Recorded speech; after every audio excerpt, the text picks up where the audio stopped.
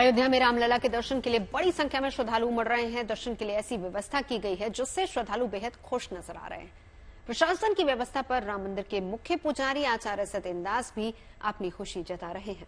जी हाँ, देखिए, श्रद्धालुओं को किसी तरह की कोई दिक्कत ना हो, कोई परेशानी ना हो, इस पर मुख्यमंत्री योगी आदित्यनाथ भी नजर बनाए हुए हैं।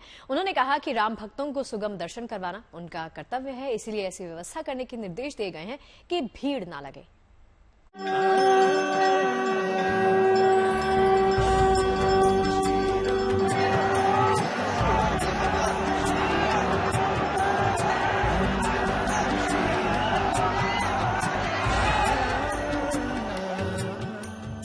अवधपुरी में भव्य मंदिर में प्राण प्रतिष्ठा के बाद दूसरे दिन भी श्रद्धालुओं का तांता लगा हुआ है।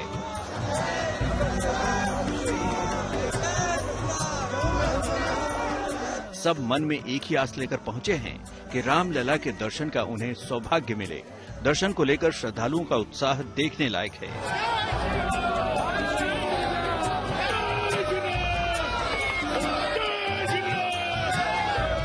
दर्शन की ऐसी व्यवस्था की गई है जिससे श्रद्धालुओं को किसी तरह की दिक्कत न हो।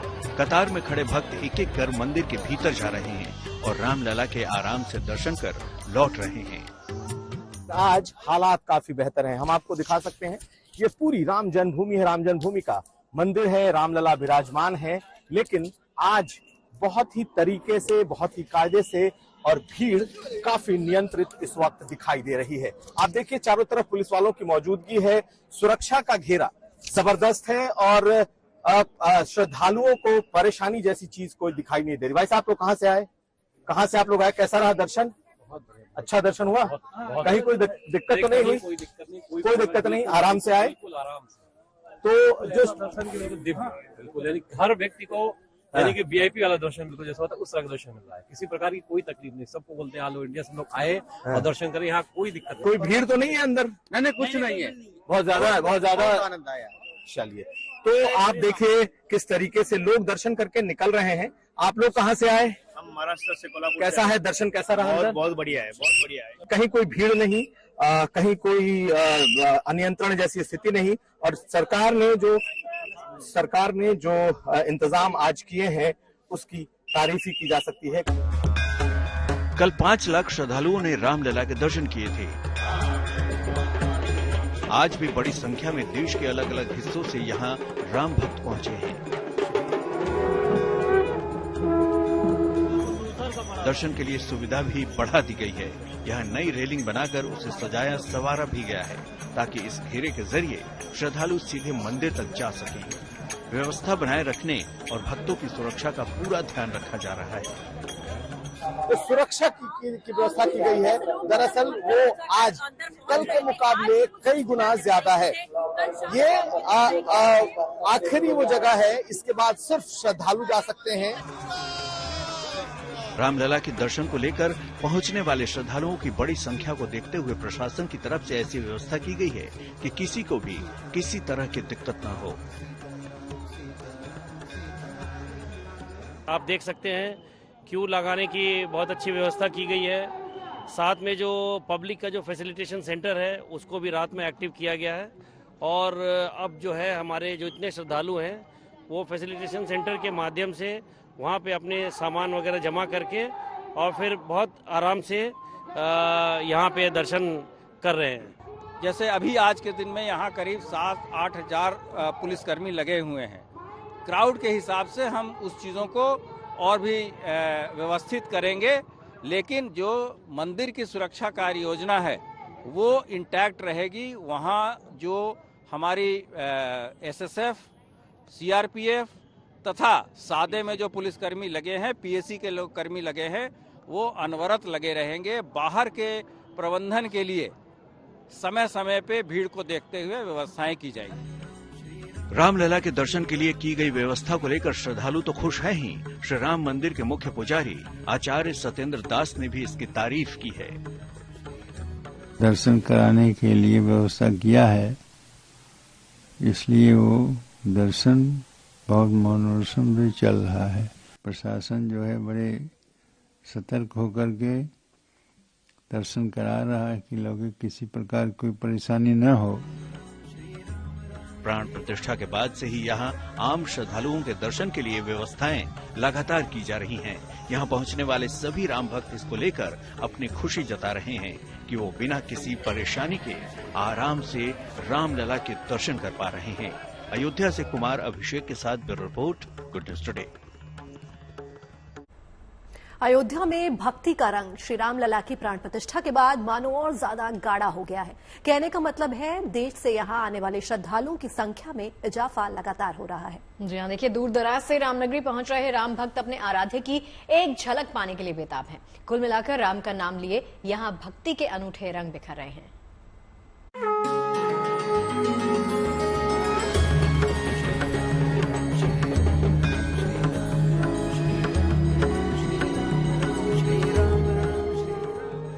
अयोध्या नगरी सदियों से असंख्य राम भक्तों की आस्था के केंद्र रही है।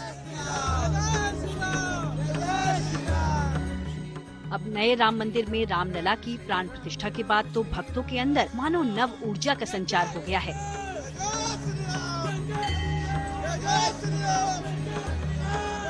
आस्था और भक्ति के बिखरते कई रंगों के साथ देश भर से श्रद्धालु राम धाम पहुंच रहे हैं। धार्मिक परिधान पहने कर्नाटक से आए इन राम भक्तों की ये टोली रामनगरी पहुंचकर बेहद खुश दिखी।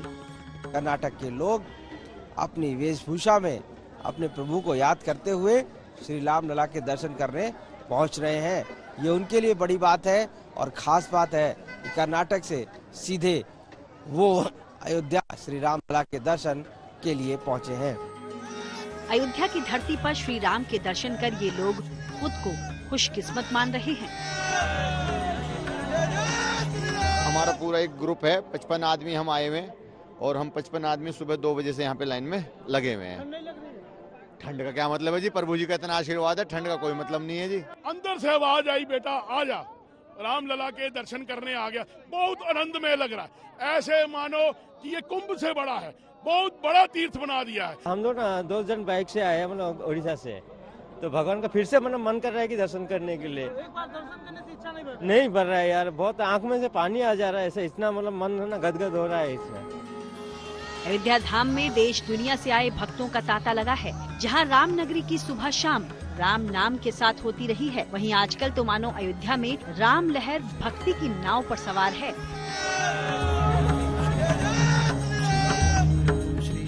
रामलला की एक झलक पाने को मानो आस्था का महाकुंभ रामनगरी में इन दिनों उमड़ा हुआ है। करीब 1 महीने पहले औरंगाबाद से सिर पर तुलसी का पौधा लेकर निकली रत्नाबाई जब राम धाम पहुँची तो उनका चेहरा उनकी संतुष्टि को बयां करता दिखा।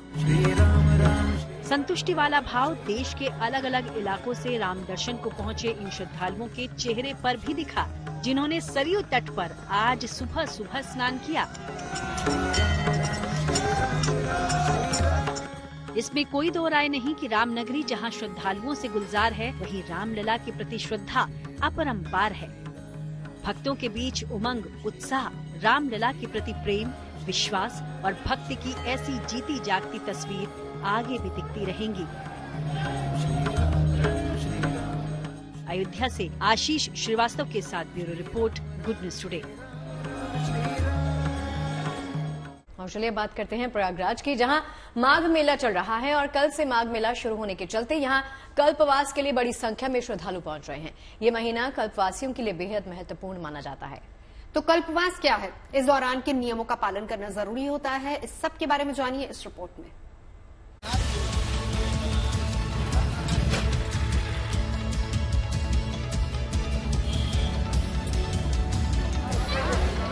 ये तस्वीरें उत्तर प्रदेश के प्रयागराज की हैं, जहां माघ मेले के दौरान कल यानी 25 जनवरी से माघ मास शुरू होने जा रहा है।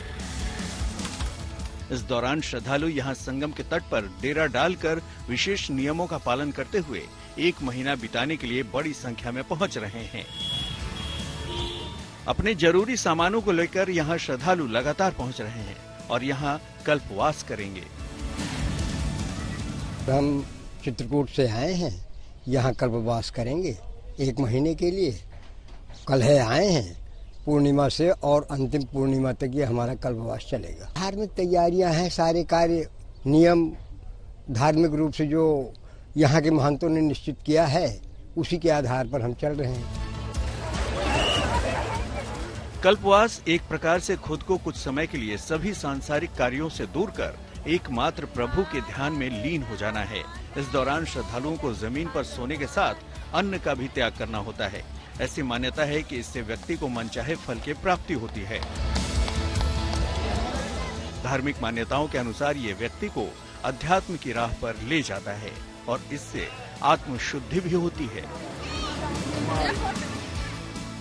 प्रयागराज में माघ मेला पुरुषोत्तम माह के चलते 52 दिनों तक चलेगा। 25 जनवरी यानी कल पौष पूर्णिमा से माघ मास प्रारंभ होगा और 25 जनवरी को माघी पूर्णिमा होगी। 9 फरवरी को मौनी अमावस्या, 14 फरवरी को वसंत पंचमी और 8 मार्च को महाशिवरात्रि होगी। हालांकि कल्पवासी यहाँ 1 महीने तक ही रहेंगे, लेकिन 15 जनवरी से शुरू हुआ माघ मेला 8 मार्च तक चलेगा। Bureau report, good news today. और अब आपको लेकर चलते हैं सीधे लखनऊ, जहां उत्तर प्रदेश दिवस से जुड़े कार्यक्रम का आयोजन किया गया है। उत्तर प्रदेश के 75वें स्थापना दिवस को धूमधाम से मनाया जा रहा है। विशेष सांस्कृतिक कार्यक्रम किए जा रहे हैं। जी हाँ, देखिए इसके अलावा क्या हो रहा है वो आपको बता देते हैं। दरअसल यहाँ पर 1950 से पहले यूपी संयुक्त प्रांत नाम से जाना जाता था। 24 जनवरी 1950 को संयुक्त प्रांत का नाम बदलकर यूपी कर दिया गया। धरती पर इतना सुंदर हर कहीं ना परिवेश, हर कितना सुंदर मन है यापन, कितना सुंदर मन है यापन उत्तर प्रदेश है। उल्लास, उमंग और उत्साह की ये तस्वीरें उत्तर प्रदेश की है और ये जश्न है उत्तर प्रदेश के 75वें स्थापना दिवस का।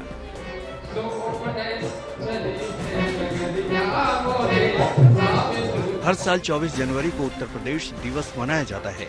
मुख्यमंत्री योगी आदित्यनाथ ने आज उत्तर प्रदेश दिवस का शुभारंभ किया, जिसमें विशेष सांस्कृतिक रंग भी देखने को मिले।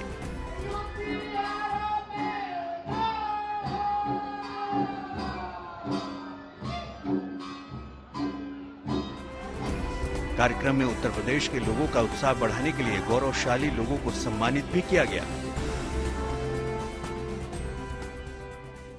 सातवां स्थापना दिवस हमारे लिए बहुत महत्वपूर्ण है।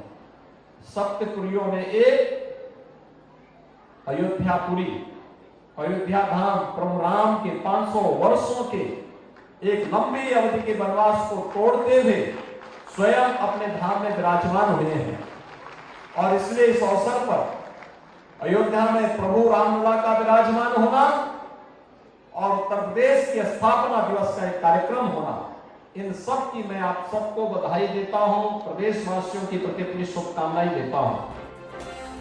आज के समय में उत्तर प्रदेश आर्थिक, राजनीतिक और सांस्कृतिक सभी स्तर पर भारत के सबसे अहम राज्यों में से एक बनकर उभर रहा है। 1950 में यूनाइटेड प्रोविंस का नाम बदलकर उत्तर प्रदेश रखा गया था और आज उत्तर प्रदेश सांस्कृतिक और आध्यात्मिक रूप से देश का काफी अहम राज्य बन गया है।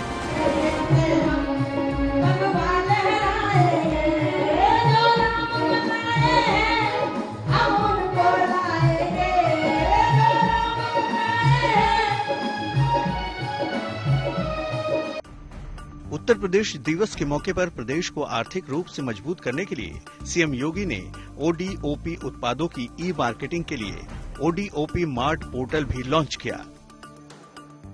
24 जनवरी 2018 से जो कार्यक्रम प्रारंभ हुआ, वह आज उत्तर प्रदेश को एक नई पहचान दिला रहा है।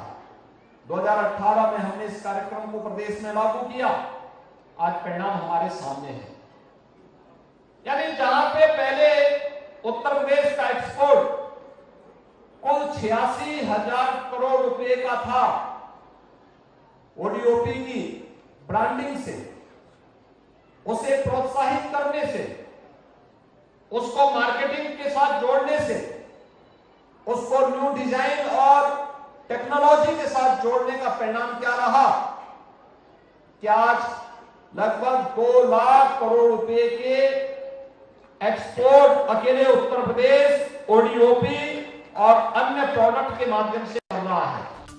प्रदेश की तरक्की के लिए जो भी जरूरी कदम है वो उठाए जा रहे हैं और उत्तर प्रदेश दिवस के जरिए इसे लोगों तक पहुंचाने की कोशिश की जा रही है। Bureau report, good news today.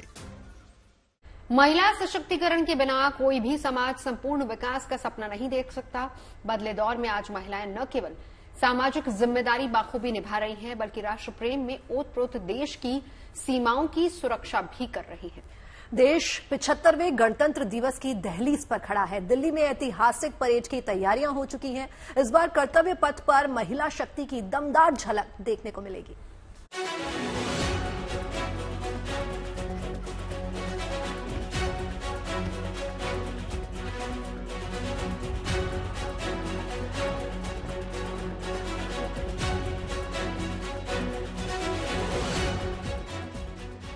इस वक्त पूरा देश 75वें गणतंत्र दिवस के स्वागत के लिए तैयार है। दिल्ली के कर्तव्य पथ पर 26 जनवरी को होने वाली ऐतिहासिक गणतंत्र दिवस परेड की तैयारियां भी लगभग पूरी हो चुकी हैं।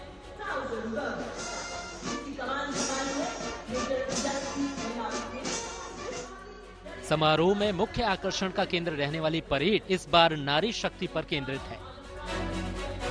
ऐसा पहली बार हो रहा है कि तीनों सेनाओं की महिला टुकड़ी कर्तव्य पथ पर राष्ट्रपति को सलामी देगी। इस बार गणतंत्र दिवस में पहली बार कर्तव्य पथ पर भारतीय त्रिसेना यानी नौसेना, वायुसेना, थल सेना की महिला टुकड़ी भाग लेगी, मार्च करेगी। और इस टुकड़ी को जो लीड कर रही है कैप्टन संध्या हमारे साथ है। इन्हीं के नेतृत्व में ये सेना की जो महिला टुकड़ी है वो आगे बढ़ेगी। कैसा आपको लग रहा है, कितनी आपकी तैयारी है गणतंत्र दिवस? तैयारी हमारी पूरी है और ये जो फीलिंग है कि तीनों सेना की वुमेन सोल्जर्स एक साथ आई हैं एज वन कंटिजेंट, और हमने जिस हिसाब से ट्रेनिंग की है तो और जिस लेवल तक अभी हम पहुंचे हैं एज अ कंटिजेंट, तो मैं बोलना चाहूंगी कि हम गणतंत्र दिवस के लिए बिल्कुल तैयार हैं और हम एक बहुत ही अच्छा मार्चिंग करेंगे कर्तव्य पथ पे। भारतीय नौसेना, वायुसेना और थल सेना की संयुक्त महिला टुकड़ी भी इस बार कर्तव्य पथ पर मार्च करेगी। इस दस्ते में तीनों सेनाओं की महिला अधिकारियों के साथ अग्नि योद्धा भी शामिल होंगे। तीनों सर्विसेज से एक जो टुकड़ी है वो मार्च करेंगी महिलाओं की। जय हिंद, मैं सब लेफ्टिनेंट अंशु। मैं जो हमारा ये ट्राई सर्विसेज कंटिजेंट है इसमें नेवल पार्ट को रिप्रेजेंट कर रही हूँ।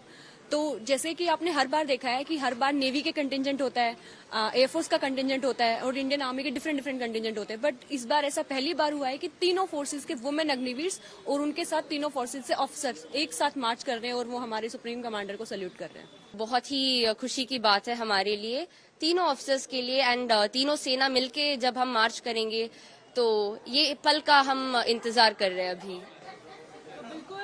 अग्निवीर के साथ जब ये महिला दस्ता ट्राई सर्विसेज का त्रिसेना का महिला दस्ता जब कर्तव्य पथ पे उतरेगा तो सबकी निगाहें इस महिला दस्ते पे होगी।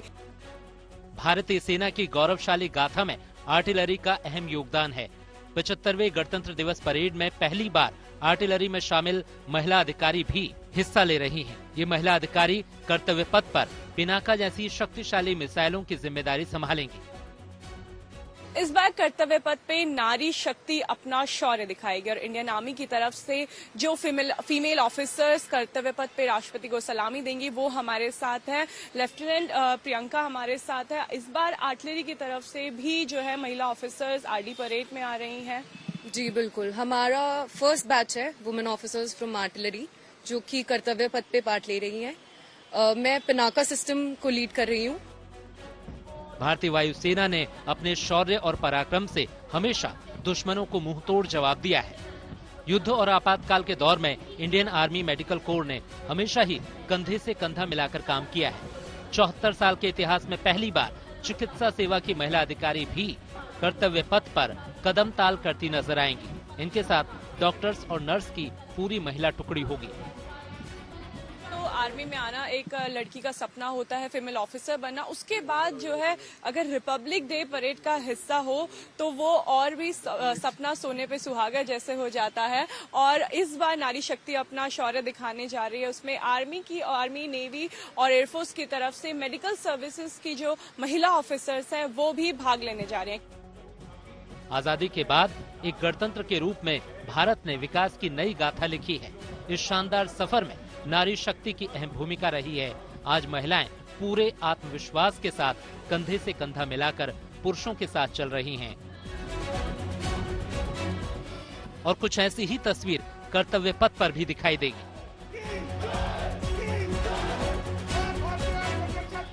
दिल्ली से अनामिका गौड़ के साथ bureau report, good news today. Ayodhya में रामलला की प्राण प्रतिष्ठा के बाद से यूपी हर किसी की जुबान पर छाया हुआ है। इसकी झलक राजधानी दिल्ली में भी देखने को मिली है। बिल्कुल, मौका होगा गणतंत्र दिवस परेड का और दुनिया के सामने होगी यूपी की राममय झांकी।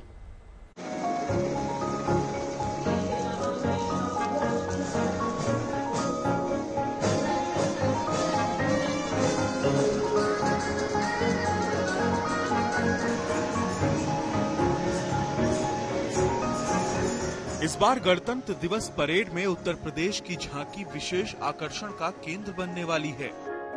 अयोध्या में रामलला की प्राण प्रतिष्ठा के साथ भव्य राम मंदिर की झलक राजधानी दिल्ली के कर्तव्य पथ पर नजर आएगी। राममय उत्तर प्रदेश की झांकी में प्रभु श्री राम के बाल स्वरूप के दर्शन होंगे। साथ ही अगले साल प्रयागराज में होने वाले महाकुंभ के आयोजन को भी दर्शाया गया है। कलश के साथ दो साधु भारत की आध्यात्मिक चेतना को जीवंत करते नजर आएंगे।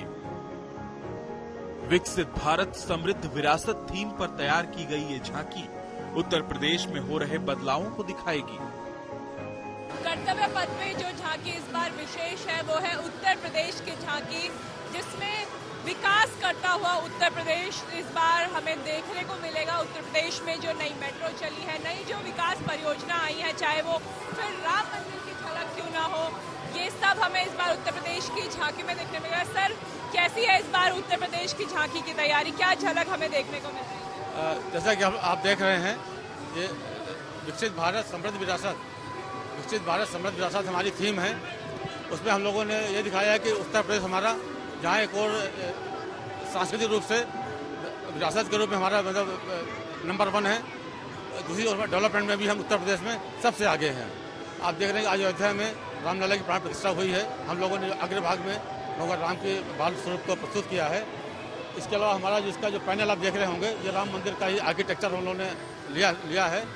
इसके अलावा जो हमारा जो मेन ट्रेलर पार्ट है, जनवरी 2025 में महाकुंभ प्रयागराज में होना है, उसी के रूप में हम लोगों ने ये महाकुंभ का लोगो और दो साधु हम लोगों ने दिखाने का प्रयास किया है। संस्कृति की समृद्ध विरासत के साथ ही विकास के मोर्चे पर भी यूपी लगातार नए कीर्तिमान गढ़ रहा है।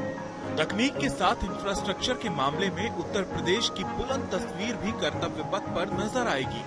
डेवलपमेंट में जबकि हम नंबर 1 हिंदुस्तान में, जैसे कि आप देख रहे हैं कि रैपिड रेल जो कि हिंदुस्तान में खाली उत्तर प्रदेश में चल रही है, वो भी गाजियाबाद से दुहाई के बीच में और मेरठ तक काम चल रहा है।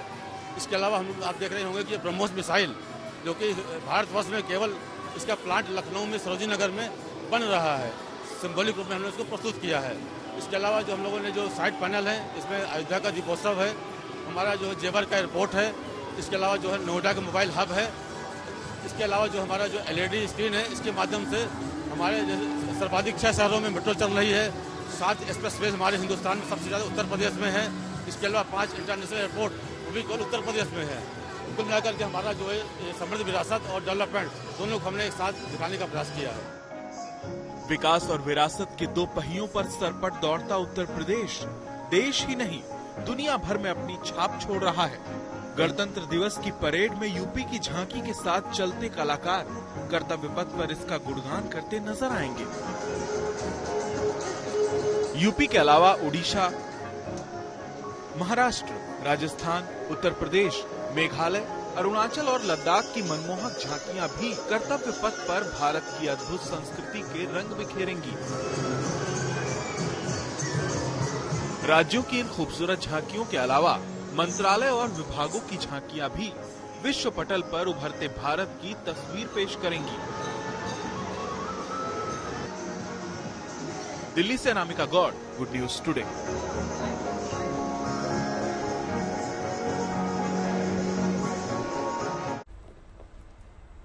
गणतंत्र दिवस को लेकर देश में सुरक्षा को लेकर खास सतर्कता बरती जा रही है। श्रीनगर समेत कश्मीर घाटी में भी सुरक्षा कड़ी कर दी गई है और गुरेज सेक्टर में नाइट पेट्रोलिंग के अलावा स्नाइपर्स की तैनाती की गई है। उनकी निगरानी घाटी की सुरक्षा व्यवस्था को और ज्यादा पुख्ता बता रही है।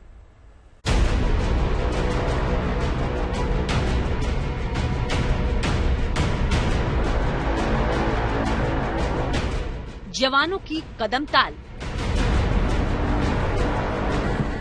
संस्कृति परंपरा का अद्भुत संगम,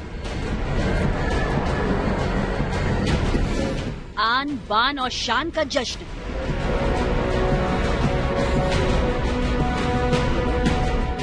गणतंत्र दिवस की तैयारियां यूं तो पूरे देश में मुकम्मल होने के कगार पर हैं, लेकिन कश्मीर में इस बार का गणतंत्र बेहद खास रहने वाला है। तस्वीरें श्रीनगर की हैं, जहां गणतंत्र दिवस की परेड की तैयारियां जोर शोर से जारी हैं। मान सम्मान और यशगान करने वाली ये तस्वीरें देख सीना गर्व से फूल जाता है। कड़ाके की ठंड के दरमियान गणतंत्र दिवस परेड की तैयारी में ये जवान कोई कसर नहीं छोड़ना चाहते, क्योंकि सवाल आखिर अपने मुल्क की आन बान और शान का जो है। गणतंत्र दिवस समारोह के चलते पूरे कश्मीर में सुरक्षा व्यवस्था को चाक चौबंद कर दिया गया है। बुधवार को गणतंत्र दिवस समारोह के लिए फुल ड्रेस रिहर्सल श्रीनगर के बख्शी स्टेडियम में हुआ। 26 जनवरी को श्रीनगर में ऐसा ही भव्य नजारा होगा, जब जवान कदम ताल करते हुए आगे बढ़ेंगे तो दुश्मन का कलेजा कांप उठेगा। दिल्ली और एनसीआर समेत पूरे उत्तर भारत में ठंड और कोहरा जारी है और आने वाले 4 से 5 दिन तक इससे फिलहाल राहत नहीं मिलने वाली। रात में हल्की बूंदाबांदी से विजिबिलिटी कुछ बेहतर जरूर हुई है। देखिए, इंतजार है कि थोड़ी राहत मिल जाए। मौसम विभाग का ये कहना है कि 5 दिन के बाद लोगों को कड़ाके की ठंड और कोहरे से राहत मिल सकती है, क्योंकि 25 तारीख के बाद मैदानी और पहाड़ी इलाकों में बारिश और बर्फबारी हो सकती है।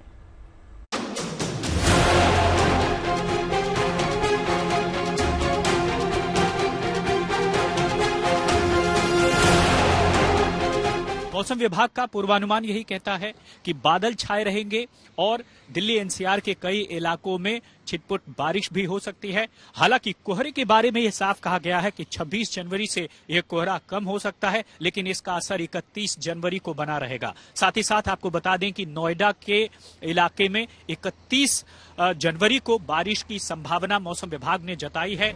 हर साल जनवरी में दिल्ली एनसीआर में 1 से 7 दिन तक बारिश होती है, लेकिन इस बार जनवरी खत्म होने को है, लेकिन अच्छी बारिश की उम्मीद अभी भी नहीं है। उत्तर भारत में कड़ाके की सर्दी, शीतलहर और कोहरे का कहर लगातार जारी है। फिलहाल मौसम विभाग ने आने वाले 24 घंटों तक पंजाब, हरियाणा और चंडीगढ़ में रेड अलर्ट है, उसकी चेतावनी दी है। मौसम विभाग ने आने वाले 48 घंटे तक पंजाब, हरियाणा और चंडीगढ़ में ठंड के लिए रेड अलर्ट जारी किया है। चंडीगढ़ में घने कोहरे और कड़ाके की सर्दी का सितम जारी है। न्यूनतम और अधिकतम पारा भी नीचे है। पंजाब के बठिंडा में भी ठंड और कोहरे से बुरा हाल है। लोगों को कहीं आने जाने में मुश्किलों का सामना करना पड़ रहा है। रेलगाड़ियां लगातार देरी से चल रही हैं। यूपी के सहारनपुर में एक बार फिर से ठंड की ठिठुरन बढ़ गई है। घने कोहरे की वजह से लोगों को परेशानियों का सामना करना पड़ रहा है। यूपी के ही मुरादाबाद में ठंड और कोहरे का असर जिंदगी पर पड़ रहा है। लोगों के आवागमन पर खासा असर देखा जा रहा है। प्रयागराज में ठंड और कोहरे से बुरा हाल है। ट्रेन लगातार लेट हो रही है। राजस्थान का सीकर भी घने कोहरे की आगोश में दिख रहा है। राजस्थान के करौली में भी शीतलहर और कोहरे का इतना असर है कि सूर्य देवता दिख तो रहे हैं, लेकिन लोगों को राहत नहीं दे पा रहे हैं और लोग घर में रहने को मजबूर हैं। मैदानी इलाकों में कड़ाके की ठंड पड़ रही है, तो पहाड़ों पर भी ठंड कम नहीं है, लेकिन नहीं है तो बर्फबारी।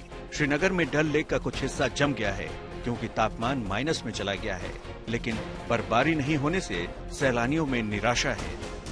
दिल्ली से राम किंकर सिंह, सहारनपुर से राहुल कुमार, चंडीगढ़ से ललित शर्मा, बठिंडा से कुणाल बंसल, सीकर से सुशील कुमार, करौली से गोपाल लाल के साथ bureau report, good news today.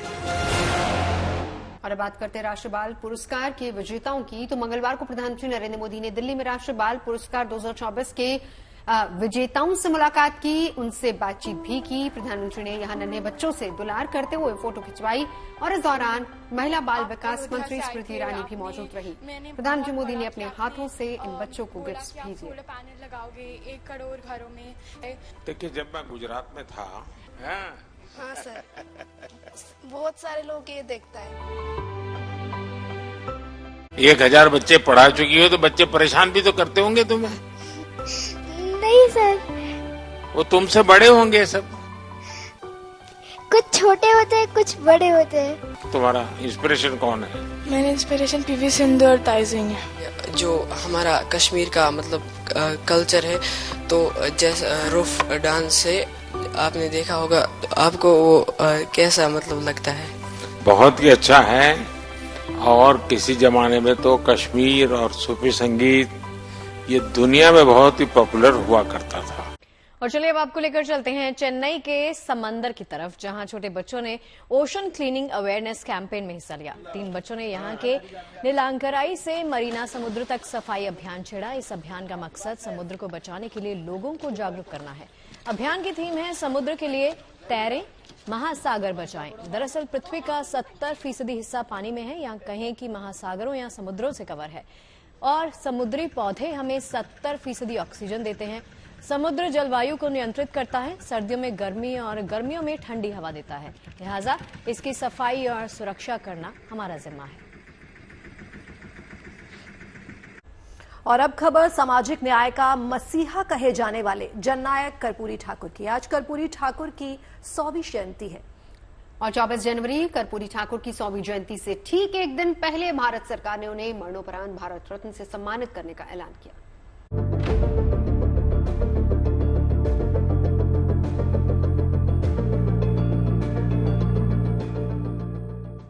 Bihar के करिश्माई नेता रहे कर्पूरी ठाकुर का पूरा जीवन सादगी से भरा रहा।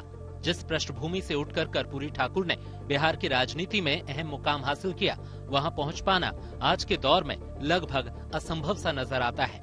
2 बार बिहार के मुख्यमंत्री, उप मुख्यमंत्री और शिक्षा मंत्री रहे कर्पूरी ठाकुर का पूरा जीवन समाज के उत्थान के लिए समर्पित रहा। समाजवादी नेता कर्पूरी ठाकुर का जन्म बिहार के समस्तीपुर जिले में हुआ था।